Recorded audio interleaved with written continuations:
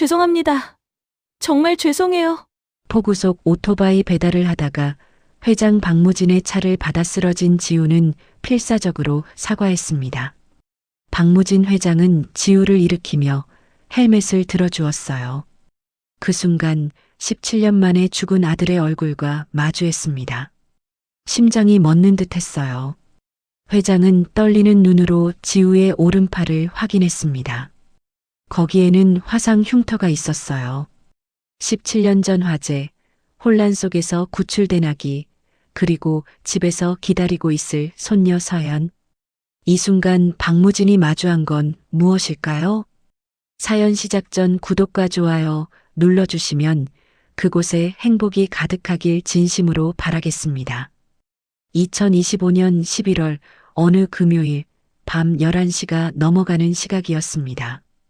가을 폭우가 서울 시내를 휩쓸고 있었어요. 도로 위의 차들은 속도를 줄인 채 조심스럽게 움직이고 있었습니다. 한지우는 헬멧 속으로 스며드는 차가운 빗물을 느끼며 배달용 오토바이 핸들을 꽉 쥐었어요. 20살 지우의 손은 빗물과 땀으로 미끄러웠지만 그녀는 핸들에서 손을 뗄 수 없었습니다. 오늘 마지막 배달만 끝내면 30만 원을 채울 수 있었어요. 그 돈이면 다음 주 할머니 정밀 검사 비용을 낼 수 있었죠. 조금만 더. 지우는 떨리는 목소리로 중얼거렸습니다. 헬멧 안경에 빗물이 계속 튀어서 앞이 제대로 보이지 않았죠. 20년 된 오토바이는 빗길을 달릴 때마다 미끄러지듯 흔들렸고 브레이크 패드는 이미 한계에 도달해 있었어요. 같은 시각 해운그룹 박무진 회장은 마이바흐 뒷좌석에 깊이 몸을 묻고 창밖을 바라보고 있었습니다. 75살의 무진은 오늘따라 유난히 지친 표정이었어요. 17년 전 오늘과 똑같은 폭우였습니다. 2008년 7월 15일 여수 산부인과에서 화재가 발생했던 그날도 이렇게 폭우가 쏟아졌었죠. 회장님, 오늘도 그 병원으로 가시겠습니까? 운전석의 비서가 조심스럽게 물었습니다. 무진은 대답 대신 천천히 고개를 끄덕였어요. 매년 이맘때면 그는 그 병원 근처를 맴돌았습니다. 아들 박준혁과 며느리 윤미소가 세상을 떠난 곳, 그리고 손녀 지우를 잃어버린 곳이었습니다. 마이바흐가 병원 쪽 로터리로 접어들었습니다. 바로 그때 오른쪽에서 노란색 불빛과 함께 배달 오토바이가 나타났어요. 지우는 마지막 코너를 돌며 안도하려던 참이었습니다. 배달 장소가 바로 저 앞이었거든요. 갑자기 도로 한가운데 고양이가 나타났습니다. 아! 지우는 본능적으로 핸들을 꺾었어요. 오토바이가 크게 미끄러졌고 브레이크는 듣지 않았습니다. 안 돼. 꽈광. 둔탁한 충돌음이 빗소리를 뚫고 울려 퍼졌습니다. 지우의 몸이 공중으로 떠올랐다가 차가운 아스팔트 위로 떨어졌어요. 온몸에 통증이 밀려왔습니다. 특히 오른쪽 어깨가 욱신거렸어요. 하지만 지우는 그보다 더 큰 공포에 사로잡혔습니다. 마이바흐, 저 차가 얼마나 비싼지 알고 있었거든요. 죄송합니다. 지우는 땅에 쓰러진 채로 외쳤어요. 빗물이 얼굴을 타고 흘러내렸지만 그게 빗물인지 눈물인지 구분할 수 없었습니다. 정말 죄송해요. 제가 고양이를 피하려다가. 지우는 떨리는 목소리로 계속 말했습니다. 일어나려 했지만 다리에 힘이 들어가지 않았어요. 대신 무릎으로 기어가며 마이바흐의 파손 부분을 확인했습니다. 측면 문짝이 움푹 들어가 있었고 페인트가 긁혀 있었어요. 이런, 어떡하죠? 지우의 목소리는 점점 작아졌습니다. 수억 원짜리 차였어요. 정말 죄송합니다. 제가 주의를 못했어요. 브레이크를 밟았는데 안 먹혀서. 지우는 계속 사과했습니다. 경호원이 다가오려 했지만 뒤에서 조용한 목소리가 들렸습니다. 잠깐. 백발의 노신사 박무진이 천천히 지우에게 다가왔어요. 비서가 황급히 우산을 펼쳤지만 무진은 손으로 가볍게 물리쳤습니다. 아가씨, 일단 일어나세요. 무진은 지우 앞에서 무릎을 꿇었습니다. 비싼 양복 바지가 젖은 아스팔트에 닿았지만 그는 개의치 않았어요. 죄송합니다. 정말 죄송해요. 지우는 헬멧을 벗으려 애썼습니다. 턱끈이 꽉 조여 있어서 쉽게 풀리지 않았어요. 결국 있는 힘을 다해 헬멧을 잡아당겼고 마침내 그녀의 얼굴이 드러났습니다. 그 순간이었습니다. 무진의 손이 미세하게 떨렸어요. 빗물에 젖은 검은 머리카락, 또렷한 눈매, 그리고 간절하게 사과하는 그 표정. 무진은 숨이 멎는 듯 했습니다. 이럴 수가. 그의 가슴이 세차게 뛰기 시작했어요. 눈앞의 젊은 여성은 너무나 닮아 있었습니다. 얼굴만이 아니었어요. 목소리의 톤, 말하는 방식, 심지어 눈빛까지도요. 정말 죄송합니다. 차 수리비는 제가 꼭 갚을게요. 지우는 계속 말했습니다. 몸을 일으키려 했지만 다시 주저앉았어요. 그때 그녀의 시선이 도로 위에 흩어진 짜장면 그릇들에 멈췄습니다. 지우는 망연자실한 표정으로 엉망이 된 음식을 바라봤어요. 떨리는 손으로 그릇 조각들을 주우려 했습니다. 무진은 그녀의 모습을 멍하니 바라보고 있었어요. 아니야, 내가 착각하는 거야. 지우를 너무 보고 싶어서 내가 만들어낸 환상일 뿐이야. 무진은 스스로를 진정시키려 했습니다. 하지만 그의 시선은 지우에게서 떨어지지 않았어요. 차는 괜찮습니다. 무진은 겨우 입을 열었어요. 그의 목소리는 평소와 달리 떨리고 있었습니다. 아니에요. 제가 주의를 못했어요. 정말 죄송합니다. 지우는 고개를 숙이며 계속 사과했습니다. 예의 바르게 하지만 간절하게 말했어요. 시간이 걸리더라도 꼭 갚겠습니다. 제발. 지우의 목소리가 점점 작아졌습니다. 얼굴은 창백했고 입술은 파랗게 질려 있었어요. 과로와 충격, 그리고 빗속에서 젖은 몸이 한계에 도달하고 있었습니다. 아가씨, 일단 병원부터. 무진이 지우의 팔을 잡으려는 순간 지우의 눈빛이 흐려졌습니다. 정말. 지우는 그 말을 끝까지 하지 못했어요. 몸이 앞으로 쓰러지기 시작했습니다. 아가씨. 무진은 재빨리 지우를 받쳐 안았습니다. 지우의 몸은 깃털처럼 가벼웠어요. 아니, 너무 가벼웠습니다. 무진의 가슴이 먹먹해졌어요. 당장 병원으로. 무진의 목소리에는 평소와 다른 절박함이 묻어났습니다. 비서와 경호원이 황급히 지우를 마이바흐 뒷좌석에 눕혔어요. 무진은 지우 옆에 앉았습니다. 그는 지우의 손을 잡았어요. 차가웠습니다. 빨리. 병원으로 가는 동안 무진은 지우의 얼굴을 내려다봤어요. 창밖에 가로등 불빛이 지나갈 때마다 지우의 얼굴이 밝아졌다, 어두워지기를 반복했습니다. 그때 무진의 시선이 지우의 오른팔에 멈췄습니다. 소매가 찢어진 틈으로 뭔가가 보였어요. 무진은 조심스럽게 지우의 팔을 들어 확인했습니다. 오른팔 상단, 어깨 가까운 곳에 손바닥만 한 화상 흉터가 있었어요. 무진의 눈이 커졌습니다. 손이 떨리기 시작했어요. 17년 전, 그 위치. 무진의 가슴이 두근거렸습니다. 아니, 이건 우연일 뿐이에요. 그저 우연의 일치일 뿐이라고 스스로를 다독였습니다. 병원 응급실에 도착했습니다. 여기 환자 있습니다.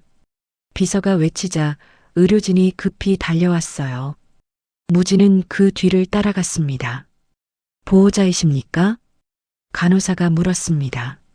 아니, 아닙니다. 제 차와 사고가. 무진은 대답을 망설였어요. 30분쯤 지났을까요? 의사가 나왔습니다. 과로와 탈수입니다. 경미한 타박상도 있고요. 링거 맞고 쉬면 곧 깨어날 겁니다. 무지는 안도의 한숨을 쉬었어요. 그때 비서가 조심스럽게 다가왔습니다. 회장님, 저 학생의 신원을 확인해 볼까요? 무지는 잠시 망설이다 고개를 끄덕였습니다. 그래. 그리고 생년월일도 알아봐. 특히 생년월일을. 무진의 목소리는 떨리고 있었어요. 다시 30분이 흘렀습니다. 지우가 천천히 눈을 떴어요. 여기가 어디죠? 지우는 어리둥절한 표정으로 주변을 둘러봤습니다. 병원입니다. 쓰러지셔서 제가 모시고 왔습니다.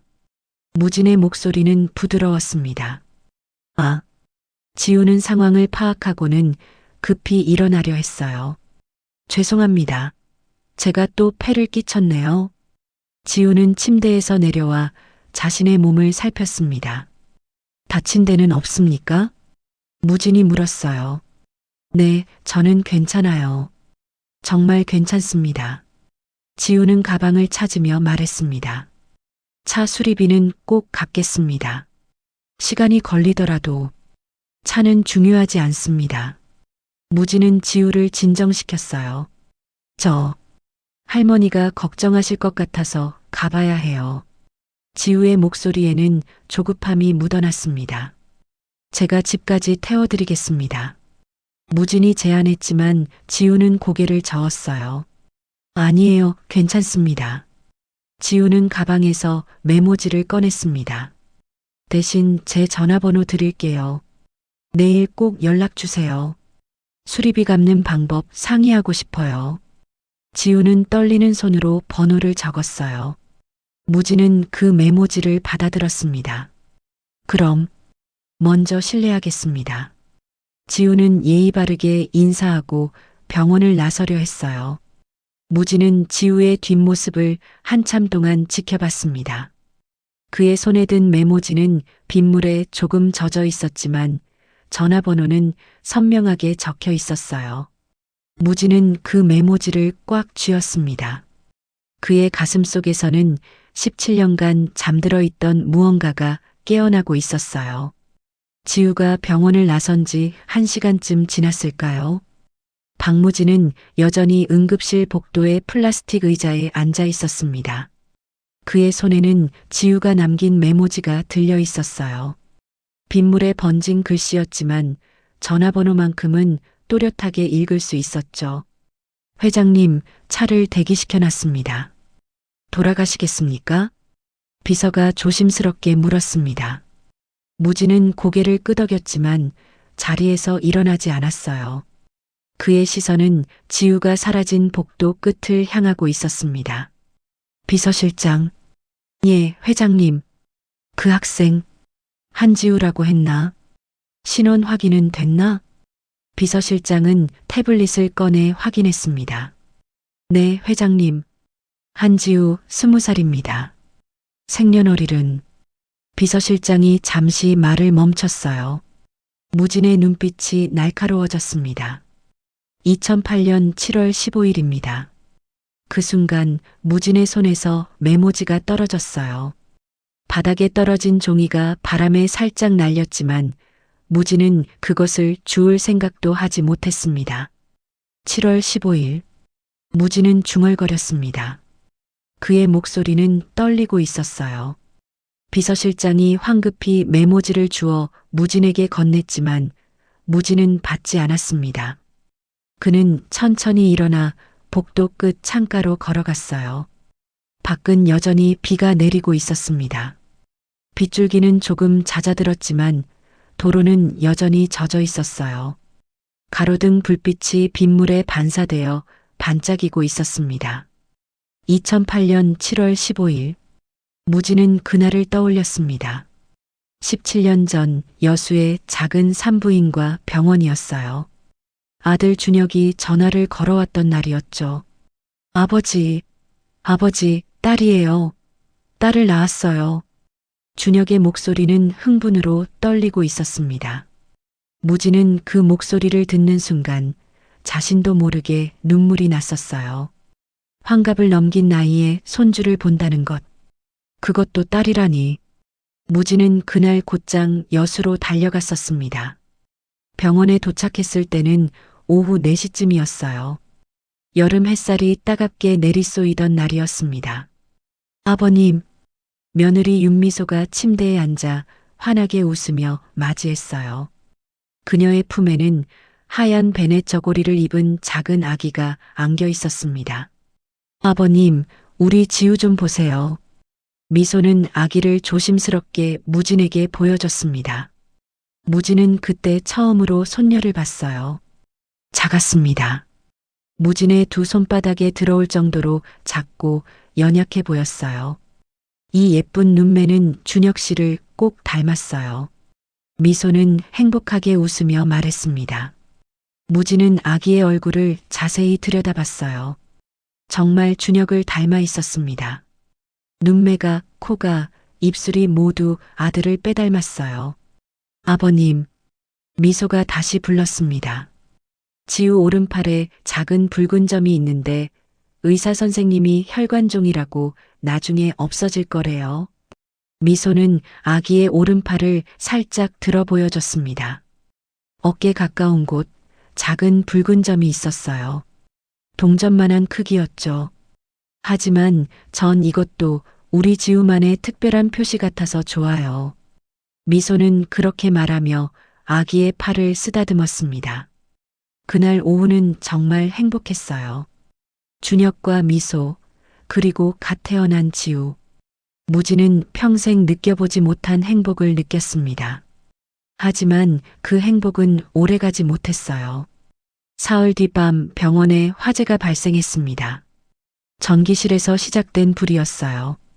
폭우가 쏟아지던 밤이었죠. 준혁과 미소는 신생아실로 달려갔습니다. 지우를 구하기 위해서였어요. 그리고 그들은 돌아오지 못했습니다. 무진은 창밖을 바라보며 눈을 감았습니다. 그날의 기억이 너무 생생했어요. 연기로 가득 찬 복도, 사이렌 소리, 사람들의 비명, 그리고 준혁과 미소의 시신. 신생아실에서는 아기가 한 명 구출되었습니다. 간호사 이명희가 안고 나왔다고 했어요. 무진은 그 아기가 지우라고 믿었습니다. 혼란 속에서 제대로 확인할 겨를도 없었죠. 그런데 지금 생각해보면 이상한 점이 많았습니다.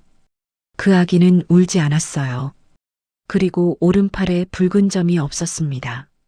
무진은 그때 그것을 확인하지 못했어요. 슬픔에 빠져 있었거든요. 그 아기가 지금의 서연이었습니다. 무진은 눈을 떴어요.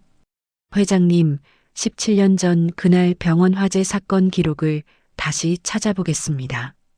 비서실장의 말에 무진은 고개를 끄덕였습니다. 특히 신생아실 관련 기록, 당시 근무했던 의료진 명단, 그리고 2008년 7월 15일에 태어난 모든 아기의 기록을 찾아보게. 알겠습니다, 회장님. 무진은 차에 올랐습니다. 집으로 돌아가는 동안 무진은 계속 생각했어요. 지우의 얼굴, 목소리, 그리고 오른팔의 화상 흉터. 모든 것이 우연의 일치라고 하기엔 너무 많은 부분이 일치했습니다. 저택에 도착했을 때는 새벽 1시가 넘어 있었어요. 무진은 서재로 향했습니다. 그는 책상 서랍에서 낡은 사진첩을 꺼냈어요. 17년 전 사진들이 가득한 앨범이었습니다. 무진은 천천히 페이지를 넘겼어요. 준혁과 미소의 결혼식 사진, 미소의 임신 사진, 그리고 병원에서 찍은 사진. 무진의 손이 한 장의 사진에서 멈췄습니다. 병원 병실에서 찍은 사진이었어요. 미소가 아기를 안고 있고 준혁이 옆에서 웃고 있었습니다. 무진도 그 옆에 서 있었죠. 세 사람 모두 행복한 표정이었어요. 무진은 사진 속 아기를 자세히 들여다봤습니다. 작은 얼굴, 감고 있는 눈, 그리고 작은 손. 지우야. 무진은 사진을 쓰다듬으며 중얼거렸습니다. 그의 눈가가 촉촉해졌어요. 그때 무진의 머릿속에 다른 기억이 떠올랐습니다. 화재 이후 구출된 아기를 처음 봤을 때였어요. 그 아기는 10살이 되던 해 무진에게 말했었죠. 할아버지, 전 지우라는 이름이 싫어요. 서연으로 바꿔주세요. 무진은 그때 아무 생각 없이 그렇게 해줬습니다. 아들과 며느리를 잃은 슬픔에 손녀의 이름마저 바꾸는 것이 너무 아팠지만 그 아이가 원한다면 해줘야 한다고 생각했어요. 어쩌면 화재의 트라우마 때문일 거라고, 새로운 이름으로 새로운 시작을 하고 싶은 거라고 믿었습니다. 그렇게 지우는 서연이 되었습니다. 무진은 고개를 저었어요. 서연은 대학생이 된 이후로 저녁 늦게 들어와서 얼굴을 본 적이 거의 없었습니다. 항상 바쁘다고 친구들과 있다고 했어요. 무진은 외로웠지만 젊은 아이가 할아버지보다 또래 친구들과 있고 싶은 게 당연하다고 생각했습니다. 하지만 지금 무진은 혼란스러웠어요. 집에 있는 서연을 두고 이런 생각을 하는 것이 옳은 일일까요? 서연은 17년간 자신의 손녀였습니다. 함께 밥을 먹고, 함께 웃고, 함께 살아온 아이예요. 그런데 왜 오늘 만난 그 아이가 자꾸 떠오르는 걸까요? 자신을 지우라고 소개했던 그 청년, 준혁을 닮은 눈매, 미소를 닮은 목소리, 그리고 오른팔의 흉터. 무진은 사진첩을 꼭 껴안았어요. 17년 만에 느끼는 죄책감과 후회, 그리고 희망이 뒤섞여 그의 가슴을 짓눌렀습니다. 준혁아, 미소야.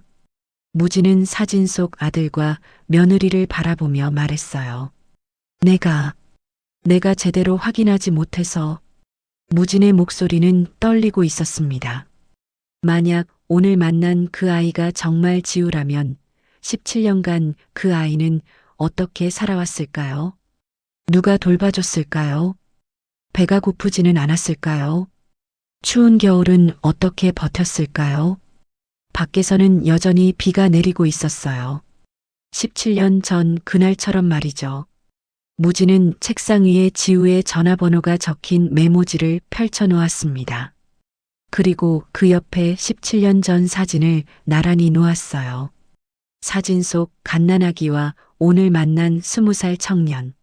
17년의 시간이 그 사이를 가로막고 있었지만 무진의 마음은 이미 흔들리고 있었습니다. 무진은 준혁과 미소를 그리워했어요. 너무나 그리워했습니다. 그들이 남긴 지우를 지키지 못한 것이 평생의 한이었죠. 그런데 지금 자신을 지우라고 소개했던 그 청년이 자꾸만 보고 싶었습니다. 병원에 누워있던 그 아이가 간절하게 사과하던 그 목소리가 계속 귓가에 맴돌았어요. 무진은 메모지를 다시 집어들었습니다. 떨리는 손으로 전화번호를 읽었어요. 아직은 확신할 수 없었습니다. 서연이 집에 있고 이름만 같을 뿐인 낯선 청년일지도 모릅니다. 하지만 무진의 가슴속 깊은 곳에서는 무언가가 속삭이고 있었어요. 찾았다고. 드디어 찾았다고. 새벽이 밝아오고 있었습니다.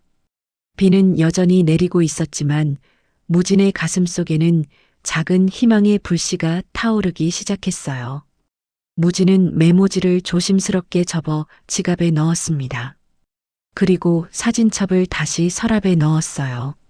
하지만 그 한 장의 사진, 준혁과 미소가 갓난아기를 안고 있는 그 사진만은 책상 위에 그대로 두었습니다. 내일 아침이 되면 비서실에서 연락이 올 겁니다. 17년 전 그날의 진실이 조금씩 밝혀질 거예요. 무진은 창밖을 바라봤습니다. 동쪽 하늘이 조금씩 밝아오고 있었어요. 사흘이 지났습니다. 박무진은 서재에서 비서실의 보고를 기다리고 있었어요. 책상 위에는 지우의 전화번호가 적힌 메모지와 17년 전 사진이 나란히 놓여 있었습니다. 오전 9시 비서실장이 두툼한 파일을 들고 들어왔어요. 그의 얼굴에는 긴장감이 역력했습니다. 회장님, 한지우 학생에 대한 조사 결과가 나왔습니다. 무진은 천천히 고개를 끄덕이며 파일을 받아들었어요. 첫 페이지를 넘기는 그의 손이 미세하게 떨렸습니다. 한지우 학생은 2008년 7월 20일 여수의 한 보육원 앞에 버려진 채 발견되었습니다. 생후 일주일쯤 된 것으로 추정되었고 당시 보육원에서 근무하던 고순자 씨가 발견했습니다. 무진의 눈빛이 날카로워졌습니다. 7월 20일 화재가 발생한 지 닷새 뒤였어요. 고순자 씨는 화재 당시 여수 산부인과 병원에서 간호조무사로 근무했습니다.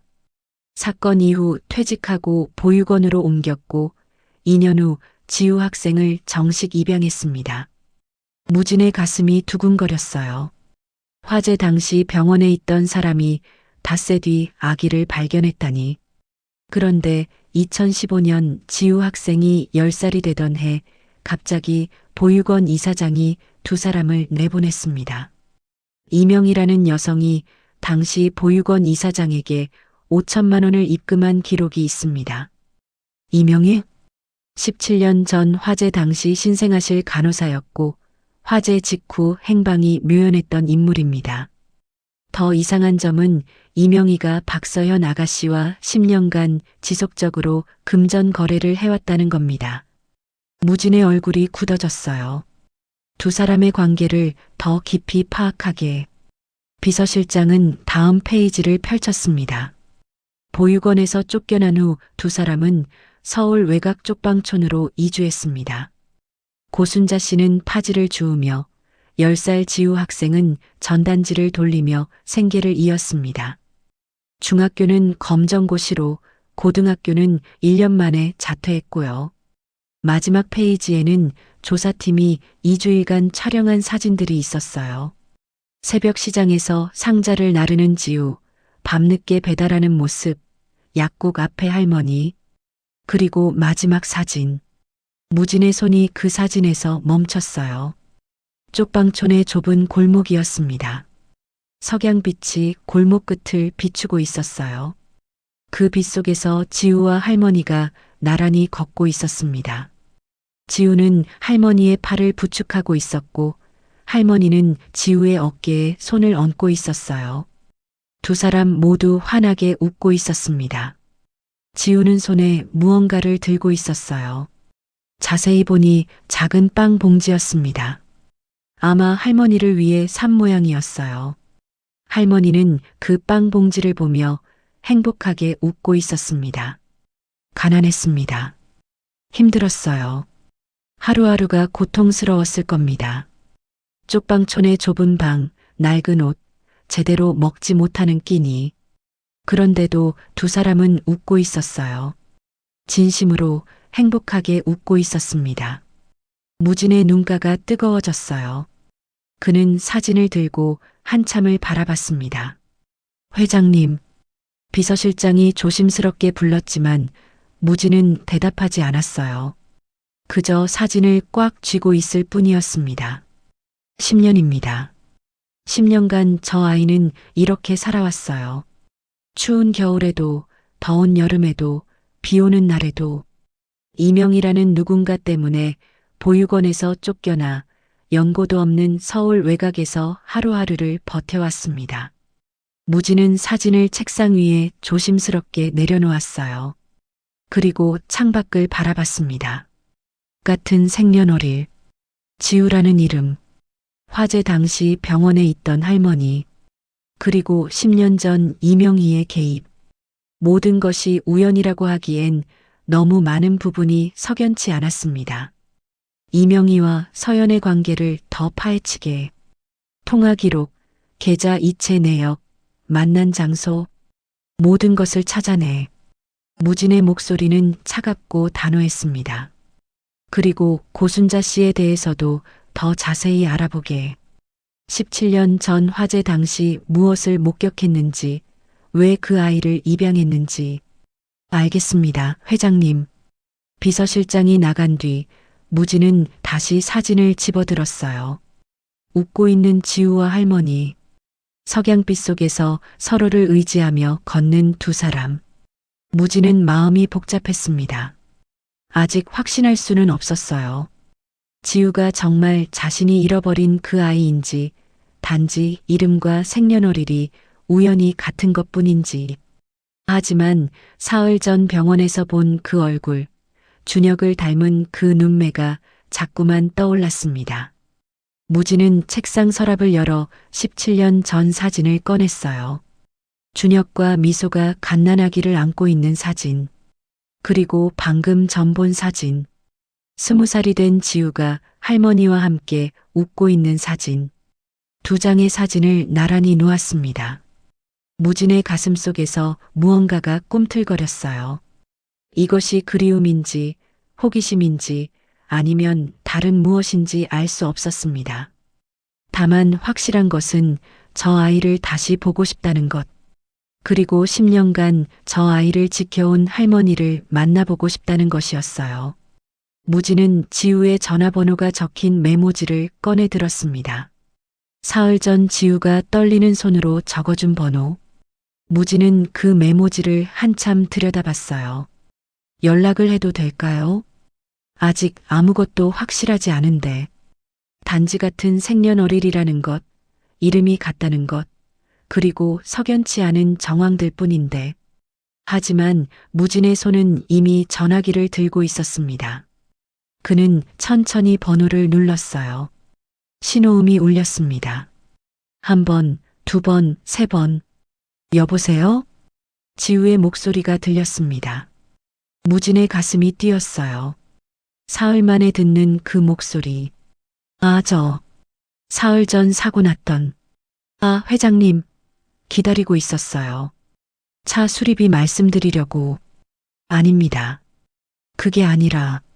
무진은 말을 잇지 못했어요. 무슨 말부터 해야 할지 알 수 없었습니다. 저 혹시 시간 있으시면 만날 수 있을까요? 할머니와 함께요. 네, 할머니랑요? 지우의 목소리에 당황한 기색이 역력했습니다. 네, 제가 두 분께 식사 대접을 하고 싶습니다. 사고에 대한, 그리고 제가 여쭤보고 싶은 것도 있고요.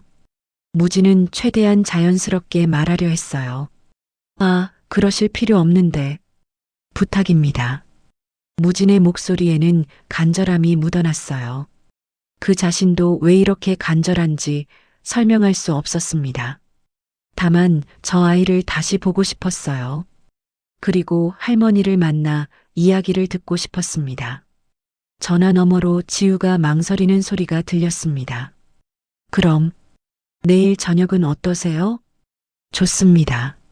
장소는 제가 정하겠습니다. 주소를 문자로 보내드리죠.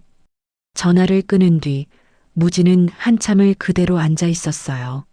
내일이면 할머니를 만날 수 있습니다.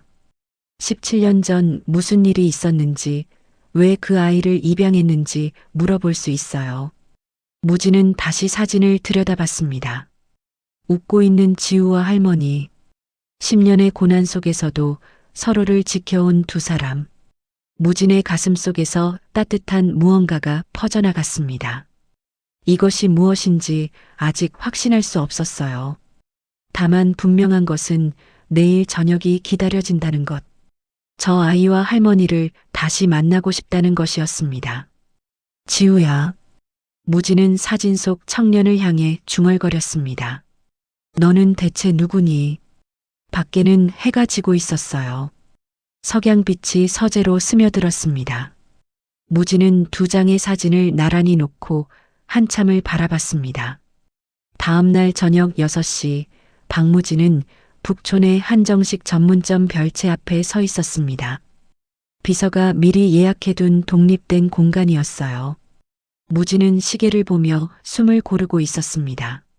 정각 6시, 입구에서 두 사람의 모습이 보였어요. 한지우가 고순자 할머니의 팔을 조심스럽게 부축하며 걸어오고 있었습니다. 할머니는 깨끗하게 빨래한 듯한 옷을 입고 있었고 지우도 평소보다 단정한 옷차림이었어요. 회장님, 늦지 않았죠? 지우가 조심스럽게 물었습니다. 무진은 고개를 저으며 두 사람을 맞이했어요. 아닙니다. 어서 오십시오. 무진은 할머니에게 공손히 인사했습니다. 할머니는 어색한 표정으로 고개를 숙였어요. 이렇게까지 하실 필요 없으신데. 천만에요. 제가 초대한 자리입니다. 편히 앉으십시오. 무진은 두 사람을 별채 안으로 안내했습니다. 조용하고 아늑한 방이었어요.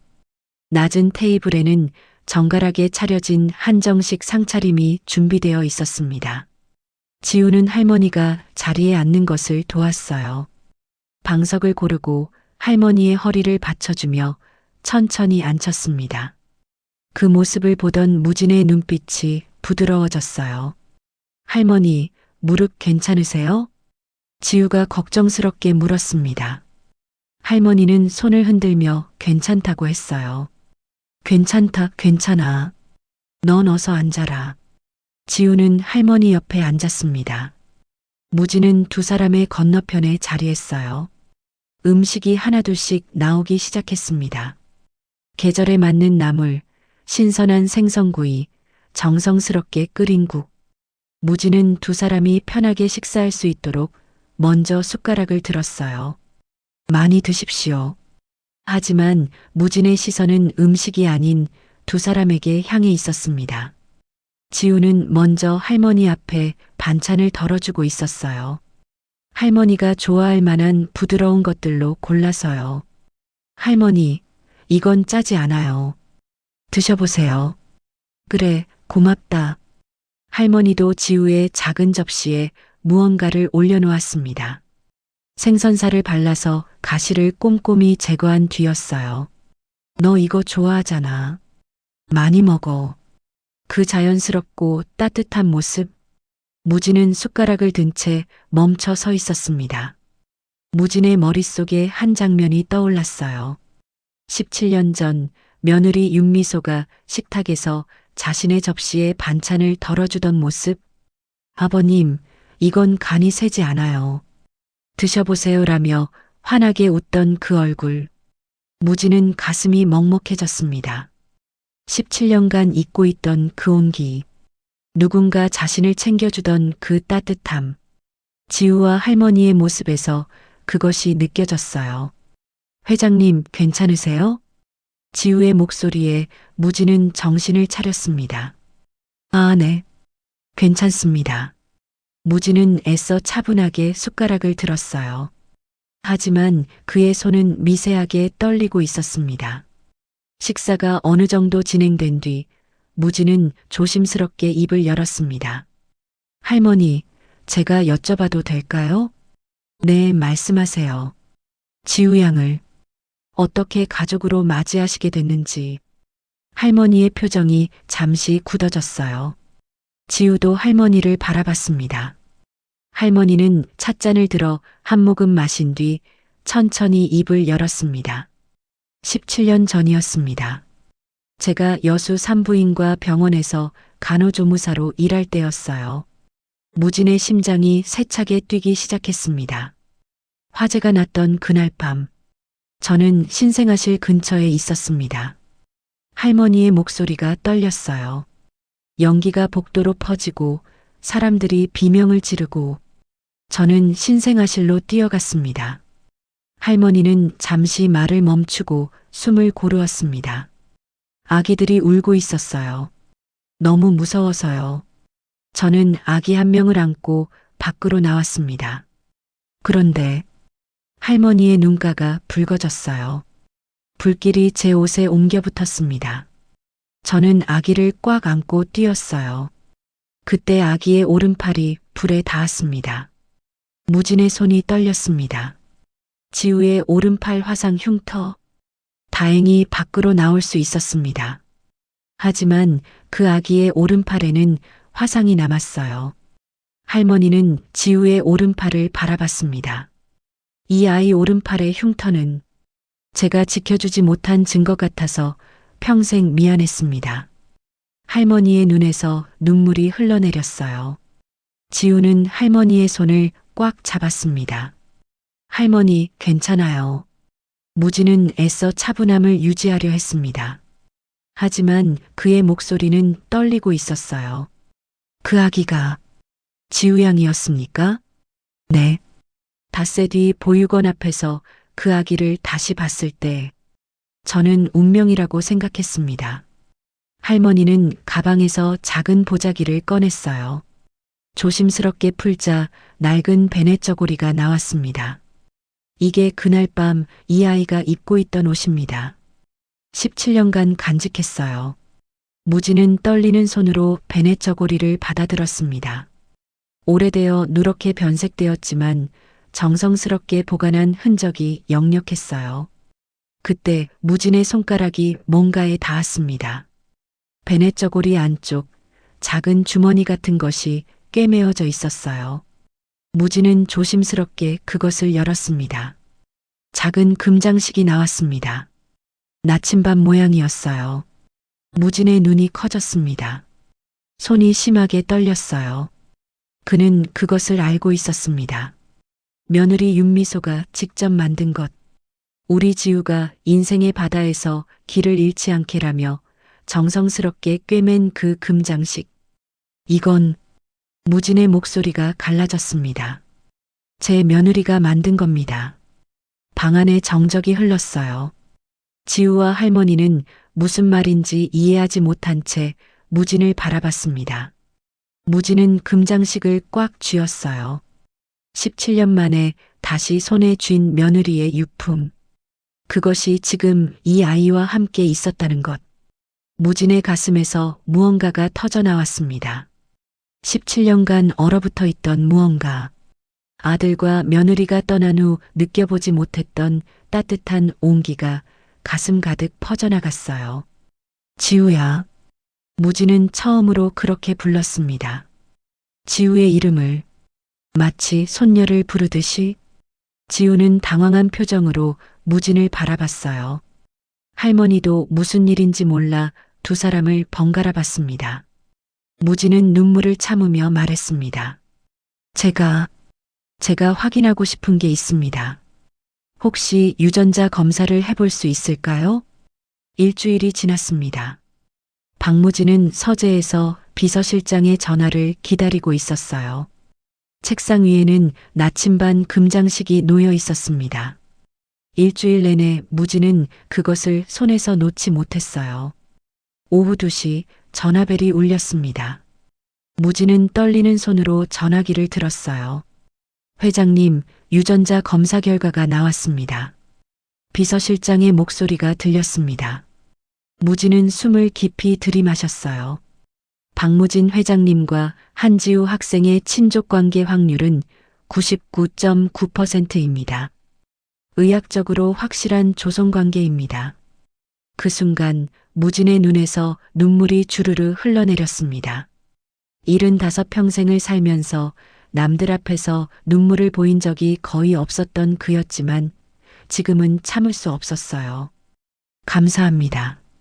무진은 겨우 그 말만 하고 전화를 끊었습니다. 그리고 책상에 엎드려 한참을 울었어요.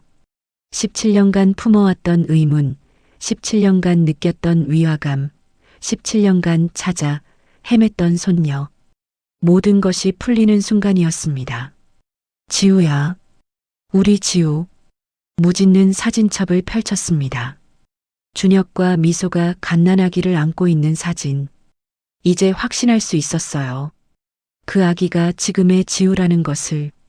무진은 전화를 걸었습니다. 지우의 번호였어요. 신호음이 3번 울린 뒤 지우의 목소리가 들렸습니다. 여보세요? 지우 양, 저 박무진입니다. 지금 시간 있습니까? 네, 있어요. 할머니와 함께 제 집으로 와주시겠습니까? 검사 결과가 나왔습니다. 전화 너머로 지우가 숨을 들이키는 소리가 들렸어요. 2시간 후 지우와 할머니가 저택에 도착했습니다. 무진은 직접 현관까지 나가 두 사람을 맞이했어요. 지우의 얼굴은 창백했고 할머니는 불안한 표이었습니다. 들어오십시오. 무진은 두 사람을 서재로 안내했습니다. 세 사람은 소파에 둘러앉았어요. 무진은 검사 결과지를 책상에서 꺼내 지우에게 건넸습니다. 지우는 떨리는 손으로 서류를 받아들었어요. 첫 페이지를 넘기자 큰 글씨로 쓰인 결과가 보였습니다. 친족관계 확률 99.9%. 지우의 눈에서 눈물이 떨어졌습니다. 서류 위로 똑똑 떨어지는 눈물. 지우는 입술을 깨물며 울음을 참으려 했지만 결국 소리내어 울기 시작했어요. 할아버지. 지우는 처음으로 그렇게 불렀습니다. 무진도 눈물을 흘리며 지우를 껴안았어요. 그래, 지우야. 우리 지우. 할머니도 두 손으로 얼굴을 가리고 울었습니다. 찾아주셔서 정말 감사합니다. 이 아이를 찾아주셔서. 세 사람은 한참을 그렇게 안고 울었어요. 지우가 먼저 진정하고 입을 열었습니다. 저 할머니가 있어서 외롭지는 않았어요. 하지만 항상 궁금했어요. 저를 낳아주신 분들이 누구신지, 왜 저를 버렸는지. 지우의 목소리는 떨리고 있었어요. 이제 알았어요. 저를 버린 게 아니었다는 걸. 엄마 아빠가 저를 지키려다 돌아가셨다는 걸. 지우는 다시 눈물을 흘렸습니다. 슬픔과 감동이 뒤섞인 눈물이었어요. 무진은 지우의 손을 꽉 잡았습니다. 미안하다, 지우야. 할아버지가 17년이나 늦었구나. 아니에요. 찾아주셔서 감사해요. 할머니는 두 사람을 바라보며 조용히 울고 있었습니다. 기쁨의 눈물이었어요. 그날 저녁 세 사람은 오랫동안 이야기를 나눴습니다. 무진은 준혁과 미소에 대해 이야기했어요. 지우는 17년간의 삶을 들려줬습니다. 할머니는 지우를 키우며 느꼈던 행복에 대해 말했어요. 며칠 후 비서실장이 긴급하게 무진을 찾아왔습니다.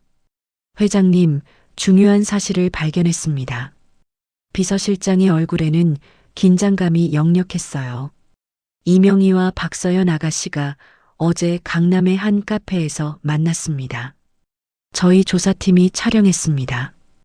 비서실장은 태블릿을 꺼내 사진들을 보여줬어요. 카페 창가 자리에 앉아 있는 두 여성, 이명희와 서연이었습니다.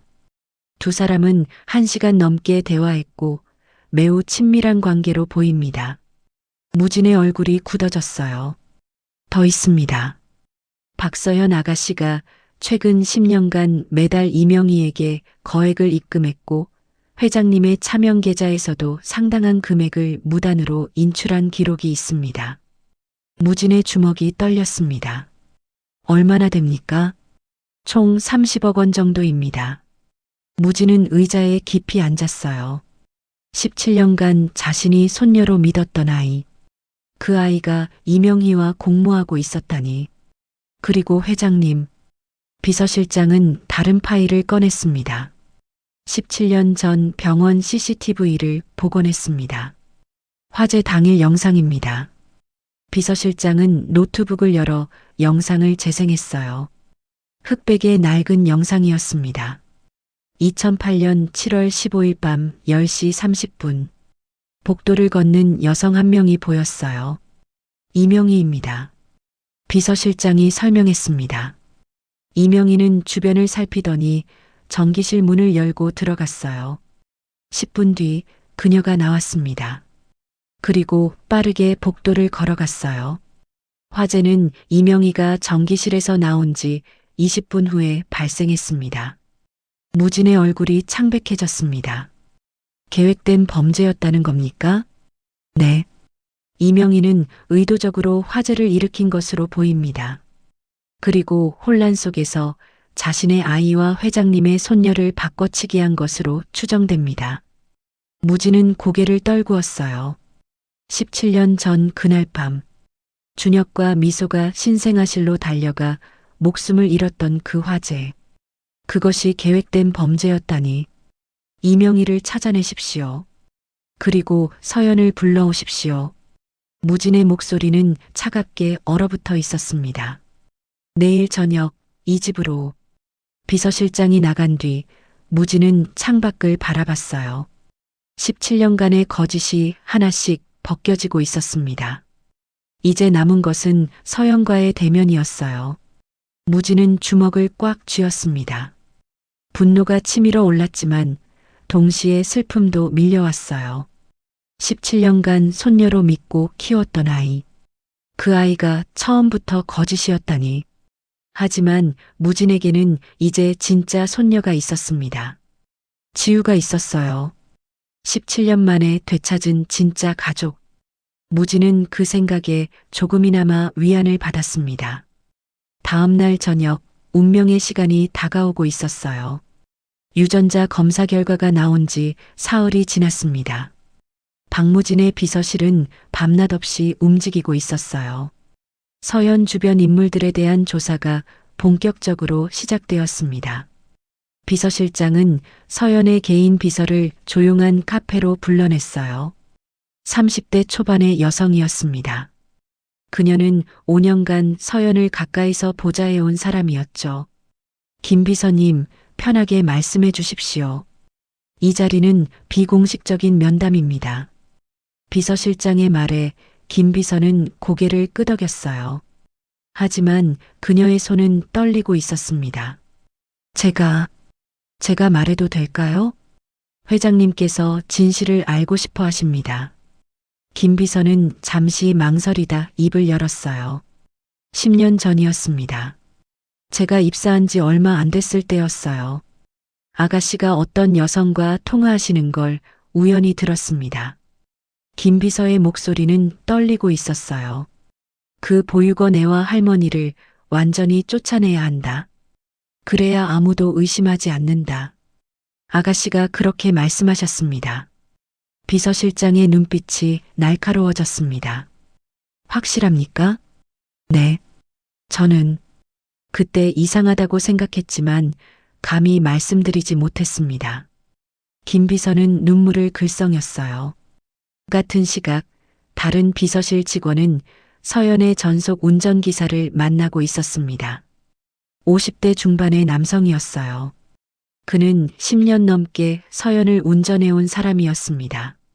매달 첫째 주 금요일이면 아가씨를 강남의 한 펜트하우스로 모셨습니다.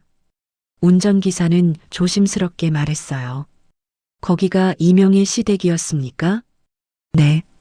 처음엔 몰랐는데 나중에 알게 됐습니다. 운전기사는 담배를 꺼내 입에 물었다가 다시 내려놓았어요. 돌아오는 차 안에서 아가씨가 전화 통화하시는 걸 여러 번 들었습니다. 할아버지는 아무것도 모르시니까 괜찮다. 그런 말씀을 하셨습니다. 이틀 후 비서실장은 두툼한 보고서를 들고 무진의 서재로 들어왔습니다. 회장님, 모든 증언을 확보했습니다. 무진은 보고서를 받아들었어요. 페이지를 넘길 때마다 그의 얼굴은 굳어갔습니다. 서연을 불러오십시오. 오늘 저녁 6시 응접실로. 무진의 목소리는 차갑게 얼어붙어 있었습니다. 저녁 6시 박서연이 저택 응접실에 들어왔습니다. 명품 가방을 든 그녀는 여유로운 표정이었어요. 언제나처럼 화려한 옷차림이었습니다. 할아버지, 부르셨어요? 서연은 소파에 편하게 앉았습니다. 무진은 그 건너편에 앉았어요. 비서실장이 옆에 서 있었습니다. 서연아. 무진의 목소리는 평소와 달랐습니다. 서연은 그 변화를 느꼈는지 살짝 긴장한 표정을 지었어요. 네, 할아버지. 내가 이명희와 어떤 관계인지 설명해 줄 수 있겠니? 서연의 얼굴이 순간 굳어졌습니다. 하지만 이내 태연한 척했어요. 이명희요? 그게 누군데요? 10년간 매달 만나온 사람이네. 무진은 태블릿을 서연 앞으로 밀었습니다. 거기에는 카페에서 찍힌 사진들이 있었어요. 서연과 이명희가 친밀하게 대화하는 모습. 서연의 얼굴이 하얗게 질렸습니다. 하지만 곧 비웃듯 말했어요. 이게 뭐 어때서요? 제가 누구 만나는 건 제 자유잖아요. 10년 전 내가 보육원 이사장에게 돈을 주고 한지우와 고순자 씨를 쫓아낸 것도 내 자유였니? 무진의 목소리가 차가워졌습니다. 서연은 잠시 말문이 막혔어요. 그건 그건 내 비서가 모든 걸 증언했다. 그 보육원 애와 할머니를 완전히 쫓아내야 한다. 내가 한 말이지? 서연의 눈빛이 흔들렸습니다. 하지만 이내 공격적으로 변했어요. 그딴 하인들 말을 믿으시는 거예요? 서연이 소리쳤습니다. 저한테 월급 받아 먹으면서 뒤통수를 치는 배신자들이잖아요. 할아버지, 정신 차리세요. 무지는 또 다른 서류를 꺼냈어요. 계좌 이체 내역이었습니다. 10년간 내가 이명희에게 보낸 돈이 15억. 내 차명 계좌에서 무단으로 인출한 돈이 30억. 이것도 하인들이 꾸며낸 거니? 서연의 얼굴이 일그러졌습니다. 그건 제가 필요해서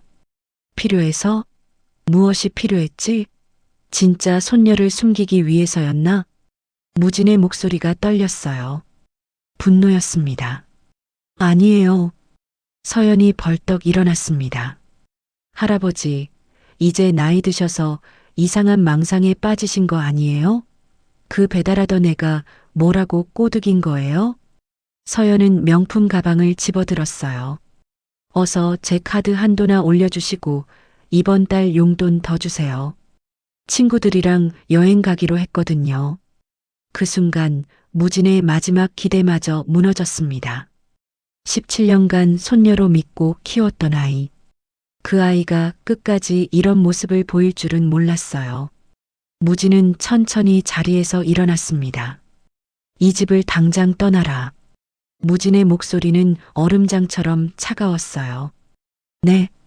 서연이 어리둥절한 표정으로 무진을 바라봤습니다. 넌 내 손녀가 아니다.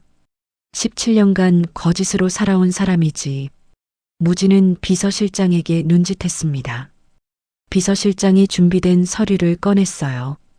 최소한의 생활비는 1년치만 주겠다. 그 후로는 내 인생은 내가 알아서 살아라. 이럴 수가. 서연이 소리쳤습니다. 제가 17년간 할아버지 손녀로 살았는데 이렇게 쫓아내시는 거예요?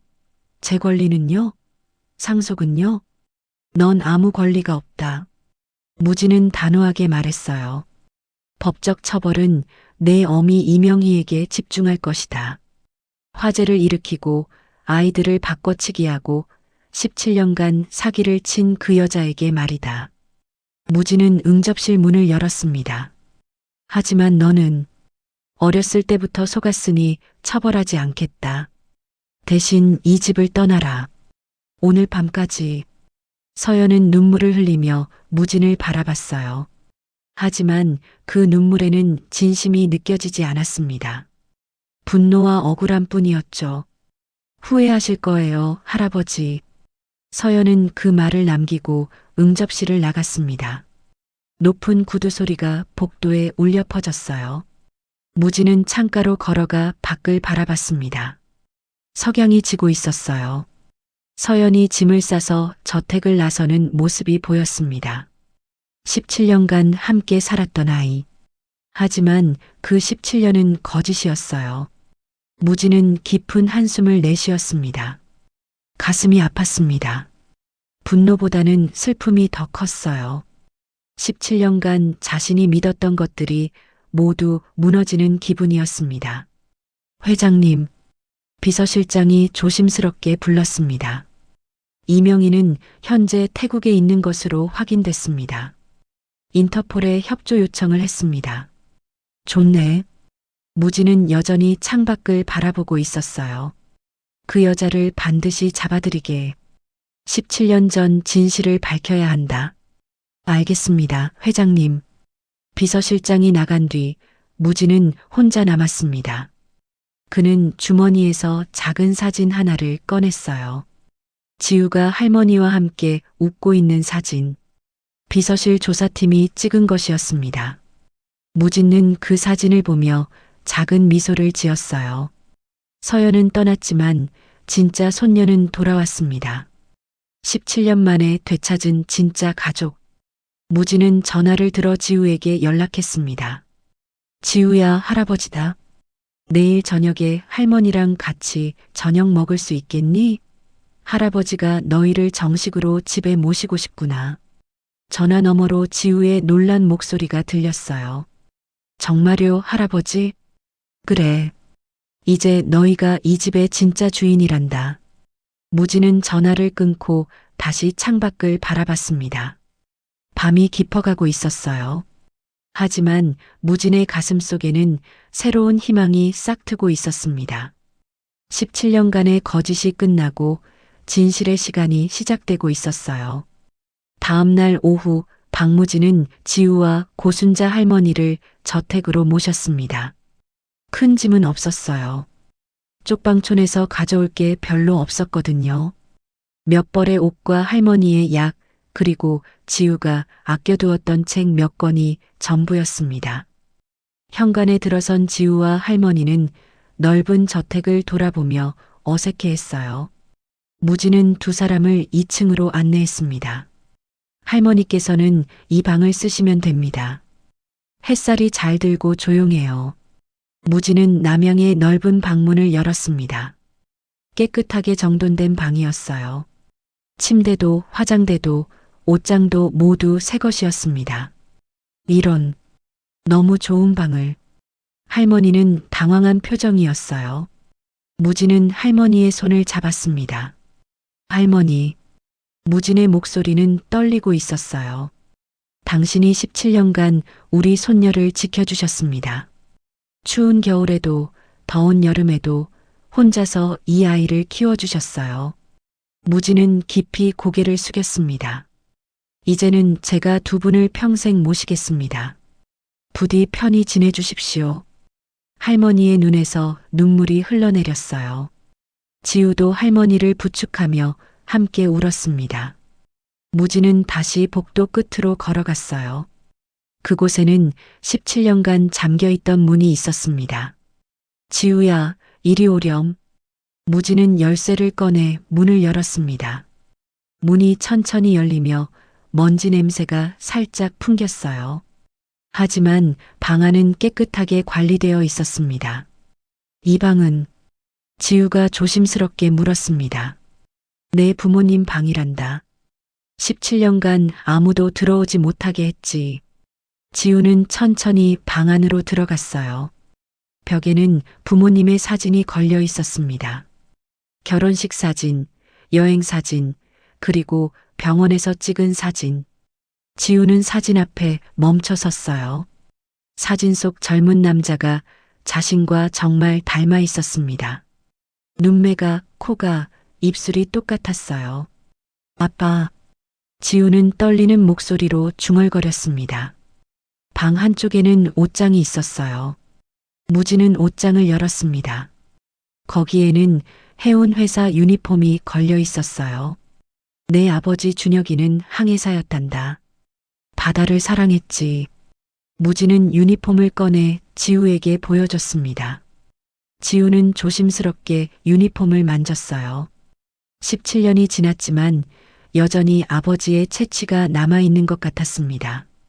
책상 위에는 낡은 공책이 놓여 있었어요. 지우는 그것을 집어들었습니다. 그건 내 어머니 미소의 태교일기란다. 무진의 목소리는 부드러웠어요. 지우는 조심스럽게 첫 페이지를 펼쳤습니다. 단정한 글씨로 빼곡하게 적혀 있었어요. 2008년 1월 3일. 오늘 병원에서 아기 심장 소리를 처음 들었다. 작고 빠른 소리였다. 준혁 씨가 내 손을 꽉 잡고 함께 울었다. 우리 아기 지우야. 엄마가 너를 정말 사랑한단다. 지우의 눈에서 눈물이 떨어졌습니다. 일기장 위로 똑똑 떨어지는 눈물. 2월 14일. 오늘은 발렌타인데이. 준혁 씨가 초콜릿 대신 베네 저고리를 선물했다. 지우를 위해 직접 골랐다고. 그리고 작은 나침반 장식도 함께. 우리 지우가 인생의 바다에서 길을 잃지 않게 하려고. 지우는 책장을 넘기며 계속 읽었어요. 매 페이지마다 부모의 사랑이 가득했습니다. 5월 20일. 배가 많이 불러왔다. 걷기도 힘들다. 하지만 행복하다. 지우야, 엄마는 너를 만날 날만 기다린단다. 무진은 창가에 서서 지우를 지켜보고 있었어요. 지우가 일기를 읽으며 우는 모습을 보니 가슴이 먹먹했습니다. 지우야. 무진이 조용히 불렀습니다. 지우는 고개를 들어 할아버지를 바라봤어요. 할아버지가 이야기 하나 해줄까? 네, 할아버지. 무진은 창가에 앉았습니다. 지우도 할아버지 옆에 앉았어요. 내 아버지 준혁이가 미소와 결혼을 허락받으러 왔던 날이 기억난단다. 무진의 눈빛이 먼 곳을 바라보고 있었어요. 아버지, 저 정말 사랑하는 사람을 만났습니다. 무진은 준혁의 목소리를 흉내내며 말했습니다. 미소는 부유한 집안 출신도 아니고 아버지께서 원하시는 조건에 맞는 며느리감은 아닐지 모릅니다. 무진의 목소리가 떨렸어요. 하지만 저는 이 사람을 평생 책임지고 행복하게 만들고 싶습니다. 제 진심을 믿어주세요. 무진은 잠시 말을 멈추고 눈물을 닦았습니다. 준혁이는 그렇게 간절히 고개를 숙이고 있었단다. 손이 떨리고 있었지. 할아버지는 그때 준혁이의 눈빛을 봤어. 거기에 진심이 있었단다. 지우는 할아버지의 손을 잡았어요. 할아버지가 뭐라고 하셨어요? 사랑하는 사람과 함께하는 것이 진짜 행복이다. 내 허락은 필요 없다. 내 마음이 이미 결정했으니 아버지는 축복할 뿐이다. 무진은 지우를 바라봤습니다. 할아버지는 그 결정을 한 번도 후회한 적이 없단다. 준혁이와 미소는 정말 행복했어. 비록 짧았지만 진심으로 사랑하며 살았지. 무진의 눈에서 눈물이 흘렀어요. 지우야, 너를 보니 준혁이와 미소가 더 보고 싶구나. 너는 두 사람이 남긴 가장 소중한 선물이란다. 지우도 눈물을 흘리며 할아버지를 껴안았습니다. 할아버지. 두 사람은 한참을 그렇게 안고 울었어요. 17년간 쌓였던 그리움이 눈물로 흘러나왔습니다. 저녁 6시 세 사람은 식당에 모였습니다. 넓은 테이블에 정성스럽게 차려진 저녁 식사. 무진은 지우와 할머니 사이에 앉았어요. 많이 드십시오. 무진이 먼저 숟가락을 들었습니다. 하지만 그의 시선은 음식이 아닌 두 사람에게 향해 있었어요. 지우는 할머니 앞에 반찬을 덜어주고 있었습니다. 할머니가 좋아하는 부드러운 음식들로요. 할머니, 이거 드셔보세요. 맛있어요. 그래, 고맙다. 너도 많이 먹어. 할머니도 지우의 접시에 생선살을 올려놓았어요. 가시를 꼼꼼히 발라낸 뒤였습니다. 무진은 그 모습을 지켜보며 미소 지었습니다. 17년간 느껴보지 못했던 따뜻함이었어요. 할머니. 지우가 할머니의 손을 잡았습니다. 제가 이렇게 행복한 적이 처음이에요. 지우의 얼굴에는 환한 미소가 가득했어요. 할머니와 함께여서 더 행복해요. 그리고 이제 할아버지도 계시잖아요. 할머니는 지우의 손을 꽉 잡았습니다. 두 사람 모두 눈시울이 붉어졌어요. 무진은 그 모습을 보며 눈물을 흘렸습니다. 가난했지만 서로 사랑하며 살아온 두 사람. 쪽방촌의 좁은 방에서도 행복을 찾았던 두 사람. 그것이 진짜 행복이었어요. 할아버지. 지우가 무진을 바라보며 말했습니다. 할머니를 지켜주셔서 감사해요. 할머니가 있어서 제가 여기까지 올 수 있었어요. 무진은 고개를 저었어요. 아니다, 지우야. 할아버지가 감사해야지. 할머니께서 너를 지켜주셨으니까. 무진은 할머니를 향해 고개를 숙였습니다. 할머니, 정말 감사합니다. 당신이 없었다면 우리 지우는. 할머니는 손을 저었어요. 아닙니다. 이 아이는 제 인생의 축복이었습니다. 할머니의 목소리는 떨렸습니다. 17년간 제가 불길 속에서 이 아이를 제대로 지키지 못한 죄책감에 시달렸습니다. 하지만 오늘 이렇게 이 아이가 진짜 가족을 찾았으니 이제야 마음이 편합니다. 할머니는 눈물을 닦았어요. 세 사람은 식사를 마친 뒤에도 오랫동안 식탁에 앉아 이야기를 나눴습니다. 지난 17년의 이야기를, 앞으로의 꿈을, 그리고 준혁과 미소에 대한 추억을요. 밤이 깊어갔습니다. 무진은 서재로 돌아와 창밖을 바라봤어요.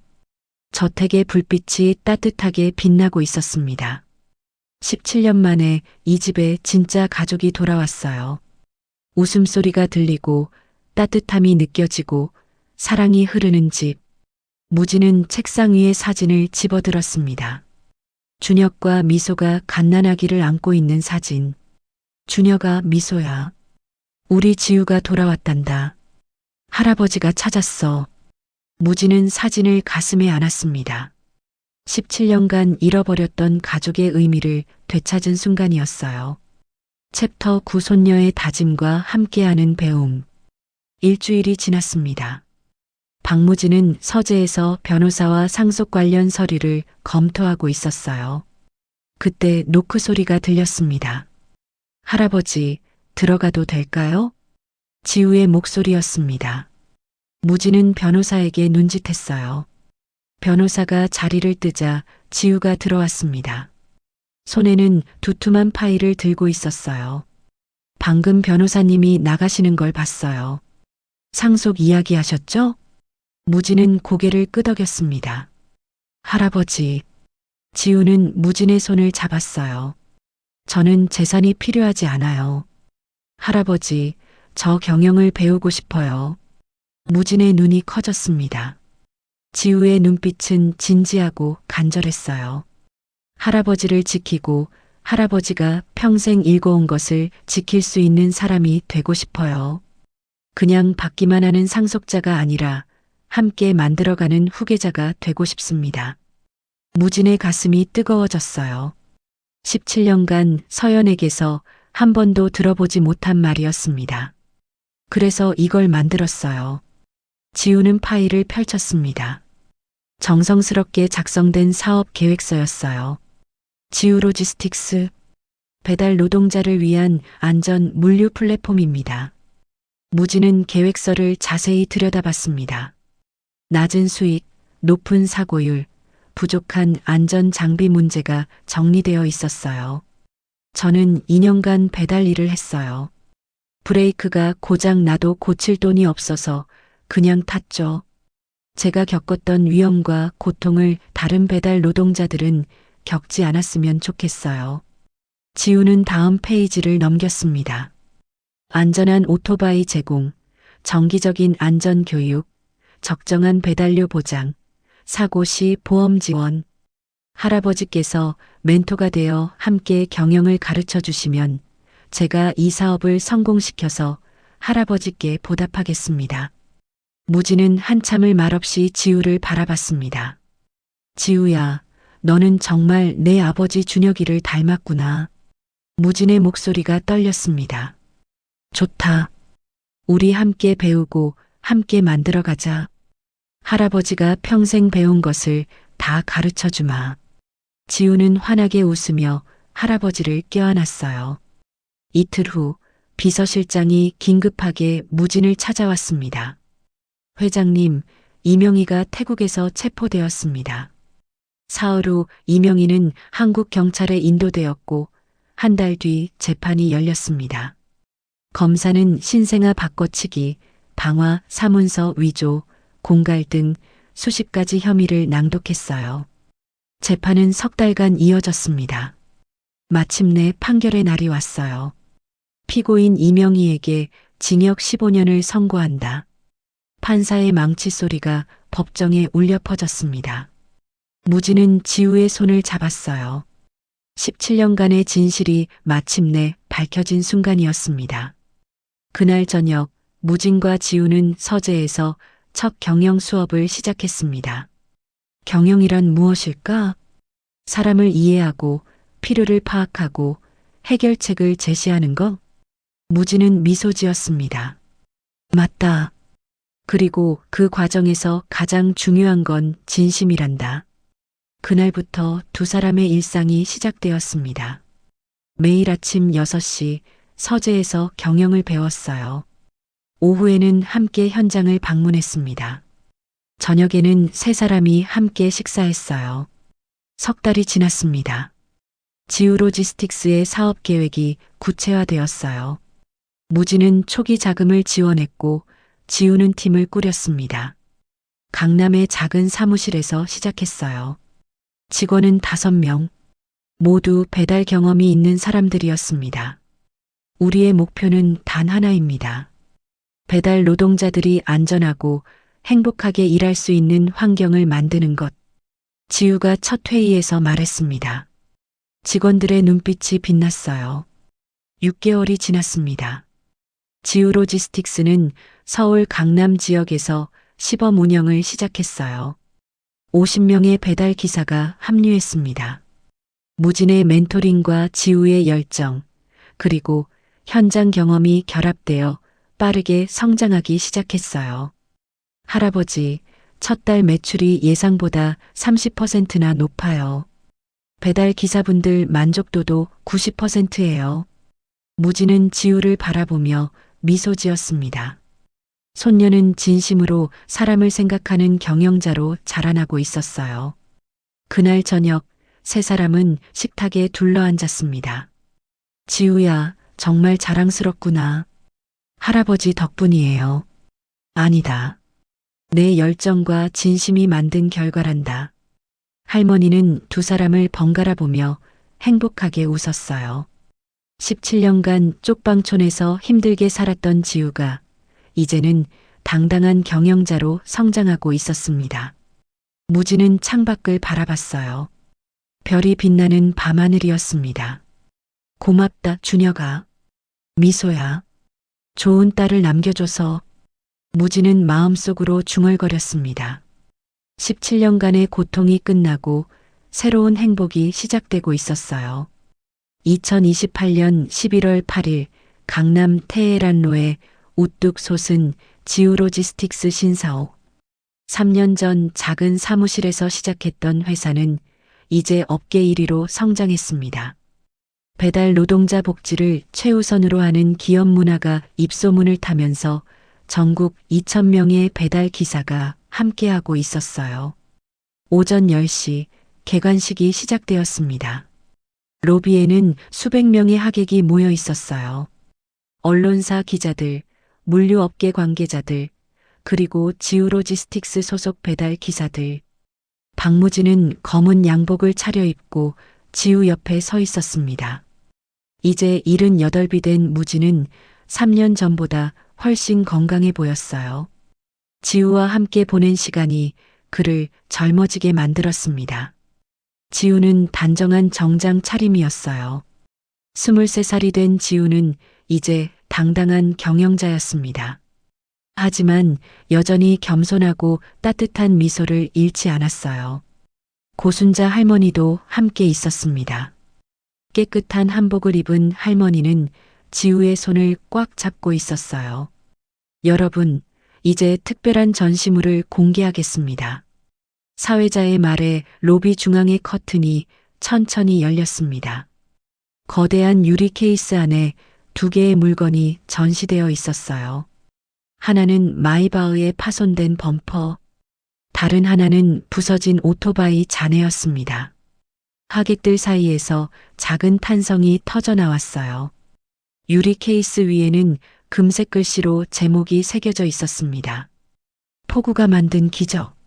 그 옆 작은 받침대에는 나침반 모양의 금장식이 조명을 받으며 반짝이고 있었어요. 윤미소가 만든 그 장식. 지우의 인생을 지켜준 나침반. 3년 전 폭우 속에서 일어난 사고입니다. 사회자가 설명했습니다. 이 사고가 한 가족을 다시 만나게 했고 지우로지스틱스가 탄생하게 된 계기가 되었습니다. 무진은 전시물을 바라보며 눈시울이 붉어졌어요. 3년 전 그날 밤, 빗속에서 쓰러져 있던 지우. 그때는 몰랐습니다. 그 사고가 자신의 인생을 완전히 바꿀 줄은요. 이제 박무진 회장님과 한지우 대표님, 고순자 여사님께서 한 말씀 해주시겠습니다. 세 사람은 단상으로 올라갔습니다. 무진이 먼저 마이크를 잡았어요. 3년 전 오늘과 똑같은 날이었습니다. 폭우가 쏟아지던 밤이었죠. 무진의 목소리는 차분했지만 감정이 묻어났어요. 저는 17년간 잃어버렸던 손녀를 찾았습니다. 불행처럼 보였던 그 사고가 사실은 하늘이 준 기적이었습니다. 무진은 지우를 바라봤습니다. 손녀 지우는 단순히 제 가족을 되찾아준 것이 아닙니다. 2,000명의 배달 노동자들에게 희망을 주었습니다. 안전하게 존중받으며 일할 수 있는 환경을 만들어줬어요. 무진은 잠시 말을 멈추고 눈물을 닦았습니다. 이 모든 것이 3년 전 그 폭우에서 시작되었습니다. 우연이 아니라 운명이었습니다. 박수 소리가 터져 나왔어요. 무진은 마이크를 지우에게 건넸습니다. 지우는 깊이 숨을 들이마셨어요. 그리고 천천히 입을 열었습니다. 3년 전 저는 배달 노동자였습니다. 낡은 오토바이를 타고 비 오는 날에도 배달을 다녔어요. 지우의 목소리가 로비에 울려 퍼졌습니다. 브레이크가 고장 나도 고칠 돈이 없었고 사고가 날까봐 두려웠습니다. 하지만 그날 밤의 사고는 제 인생을 바꿨어요.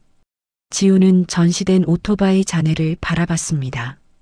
저를 구해준 것은 고급차를 탄 부자 할아버지가 아니었습니다. 17년간 저를 찾아 헤매던 진짜 할아버지였어요. 지우의 눈에서 눈물이 흘렀습니다.